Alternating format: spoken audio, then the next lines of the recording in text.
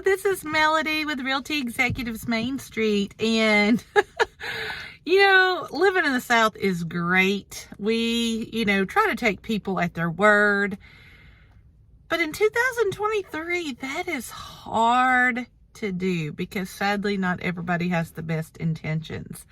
And so I wanted to take just a minute to talk about some real estate policies maybe that you are not aware of. Stay tuned. Here in Tennessee, we do not do anything verbally. Okay, so if you came up to me and said, hey, Melody, I want you to be my agent, that's great. I'm super excited to do that for you. But until we have it in writing, I'm not your agent. Or, you know what? I put in an offer on this house, but I'm having second thoughts. Can I take it back? Well, that depends. If you saw my video about contingencies, you'll know that if that is written into an offer, and a lot of times those contingencies are financial, or maybe you have to sell a property or an inspection or appraisal, and when you're going along in this process and one of those things happens, like you're in your inspection time frame and there's something you don't like, you can get out of the contract. But you can't just say, oh, I want out. If a contingency is met and you are wanting out of the contract, we still have to do it in writing.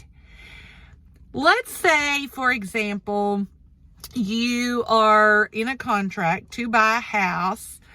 You've done your inspection, the time frame is over. You've done your appraisal, the time frame is over, but you want to get out. You're having second thoughts. I don't know, you just want out.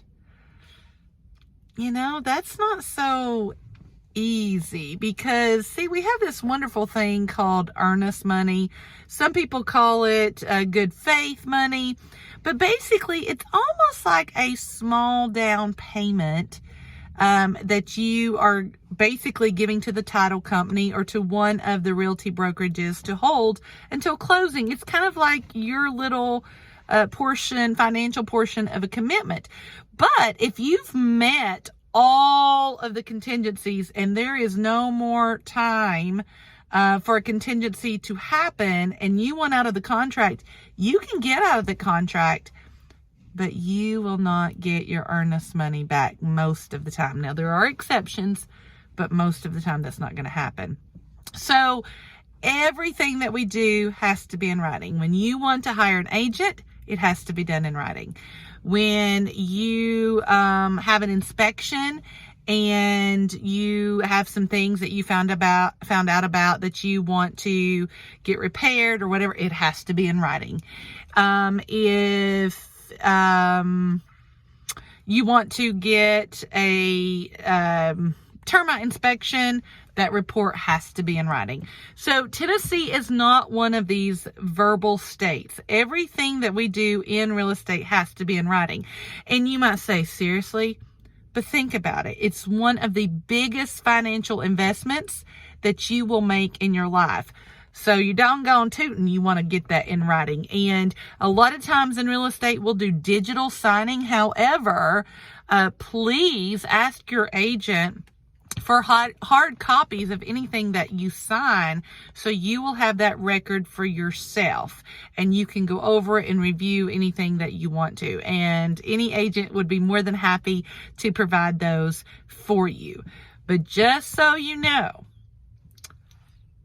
you don't hire a real estate agent until you have it in writing. You don't put in an offer unless it's in writing and you've signed it and your agent has signed it.